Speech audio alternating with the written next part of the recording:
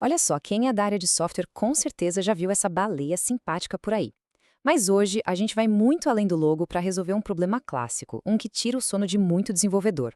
Por que uma aplicação funciona direitinho numa máquina, mas quebra em outra? Vamos desvendar esse mistério usando uma analogia bem saborosa, direto da cozinha. Ah, essa pergunta é o clássico, né? Aquele momento de desespero. A frase que todo mundo já ouviu ou falou: Ué, mas na minha máquina funciona? É exatamente essa dor, esse problema, que a gente vai resolver hoje, usando uma história que todo mundo vai entender. Para ilustrar isso, vamos conhecer a chefe Sofia. Pensa nela como uma desenvolvedora de mão cheia, sabe? E o prato super especial que ela criou, bom, esse é o nosso software, a nossa aplicação. Na cozinha dela, no ambiente de desenvolvimento dela, tudo funciona que é uma maravilha. Os ingredientes, a temperatura, as ferramentas, tudo sob controle. Só que aí que o bicho pega. Porque quando ela tenta levar essa receita para outras cozinhas, vira uma bagunça. Cada lugar tem um jeito, um forno que esquenta demais, outro que não tem aquele tempero essencial. No nosso mundo de software, isso é a mesmíssima coisa. Sistemas operacionais diferentes, versões de bibliotecas que não batem, configurações malucas. O fim da história é o mesmo, a aplicação quebra. Depois de muita dor de cabeça, a Sofia tem uma ideia genial, uma verdadeira revolução. Ela pensa: e se, em vez de eu ficar mandando só a receita, eu pudesse empacotar a minha cozinha inteira e mandar junto? Imagina! Com o forno já na temperatura certa, todos os temperos, as panelas, tudo prontinho. Então, é exatamente essa a proposta do Docker.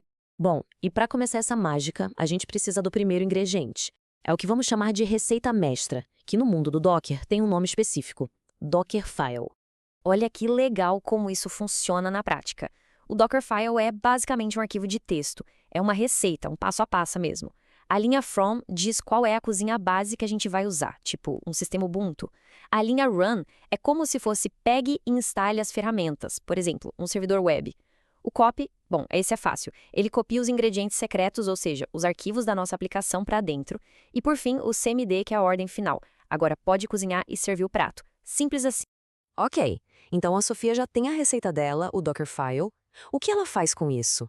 Ela cria uma coisa de verdade, algo palpável. Pensa num daqueles kits de refeição, sabe? Tudo embaladinho, a vácuo, pronto para ser enviado. No universo Docker, esse kit tem nome: imagem. E aqui tá o pulo do gato. A imagem é o pacote fechado, completo. É um arquivo estático, como se fosse a planta de uma casa. Ou esse kit de refeição mesmo. Ele tem tudo lá dentro. Não é só aplicação. É aplicação, o sistema operacional base, todas as bibliotecas e dependências. Tá tudo ali, congelado no tempo, imutável. Não dá para mexer. E o mais genial é como isso é construído. Uma imagem Docker não é uma coisa só, um bloco gigante de dados. Não. Ela é feita em camadas, como uma lasanha. Cada comando lá do nosso Dockerfile cria uma nova camada. Isso é muito, muito eficiente. Sabe por quê? Se a gente for criar outra imagem que usa a mesma base Ubuntu, o Docker é esperto. Ele não vai baixar tudo de novo. Ele só reutiliza aquela camada que já existe. Isso economiza um tempo e um espaço gigantesco. Muito bem, já temos a receita, que é o Dockerfile. Já temos o nosso kit de refeição selado, a imagem. Falta o quê? A melhor parte, claro: servir o prato, ver a mágica acontecer. E é nesse momento que entra o container Docker. Para não confundir mais imagem com container, tem uma analogia perfeita para quem é de programação. Pensa assim: a imagem é a classe, ou seja, é o molde, o projeto. Ela está lá paradinha, é inativa. O container é o objeto, é uma instância daquela classe, é a coisa viva, rodando. É o prato pronto, quentinho, sendo servido na mesa. A partir de uma única imagem, a gente pode criar centenas de containers idênticos. É como a Sofia servindo o mesmo prato perfeito para todo mundo no restaurante. Tá, mas como essa mágica toda acontece de verdade por baixo dos panos? É aqui que a gente vê a grande diferença para uma máquina virtual, por exemplo. Uma VM, ela simula um computador inteiro, com sistema operacional e tudo, o que é bem pesado. Já os containers Docker, eles são muito mais espertos. Eles rodam isolados um do outro, sim, mas eles compartilham o mesmo kernel do sistema operacional da máquina hospedeira. É por isso que eles são tão absurdamente leves e sobem em segundos, não em minutos.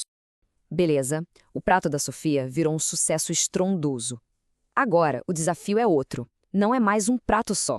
Ela precisa preparar um banquete completo. Tem o prato principal, a sobremesa, a bebida. Trazendo para o nosso mundo é quando a aplicação cresce e precisa de vários serviços trabalhando juntos. Um servidor web, um banco de dados, um sistema de cache. Imagina a loucura que seria coordenar tudo isso na mão. Um pesadelo, né? O prato principal não pode esfriar antes da sobremesa ficar pronta. É por isso que todo banquete precisa de um maestro. E no mundo Docker, esse maestro se chama Docker Compose. É a ferramenta que vai reger a orquestra, fazendo todos os containers trabalharem juntos em perfeita harmonia. E o melhor de tudo é a simplicidade. Em vez de ficar dando um monte de comandos um por um, a Sofia simplesmente escreve um único arquivo de configuração, o dockercompose.y. Nesse arquivo, ela descreve o banquete inteiro. Ela diz, olha, esse aqui é o serviço web, ele precisa conversar com esse outro aqui que é o banco de dados, e aí, com um comando só, um Docker Compose Up, pronto, o banquete inteiro sobe, tudo funcionando, tudo conectado, perfeitamente orquestrado. Bom, a história da Sofia é bem legal, né? Mas agora, vamos sair um pouco da cozinha e voltar para o código. Afinal, por que essa ideia de cozinha portátil mudou completamente a forma como a gente desenvolve software hoje em dia? Basicamente, tudo se resume a 4 superpoderes. Primeiro, consistência. Acabou aquela história de na minha máquina funciona. O prato da Sofia agora tem exatamente o mesmo gosto em qualquer lugar. Segundo, portabilidade. A cozinha dela pode ser enviada para qualquer lugar, para a máquina de outro dev, por servidor de testes, para produção. Terceiro, eficiência, porque os containers são leves e super rápidos. E por último, isolamento, que garante que um serviço não bagunce o outro. É como a sobremesa não pegar o gosto de alho do prato principal, cada um no seu quadrado. E pra gente fechar, fica uma provocação. A gente viu com a Sofia o poder que é empacotar um processo, com tudo dentro e garantir que ele vai rodar igual em qualquer lugar. Agora, imagine levar isso para tudo. Não só para uma aplicação web simples, mas para um pipeline de dados inteiro, para um ambiente de machine learning complexo. E se fosse possível empacotar qualquer processo, por mais complicado que seja, com essa mesma perfeição portátil? Pois é. O Docker abriu essa porta, e é uma mudança fundamental na forma como a gente pensa, constrói e entrega software.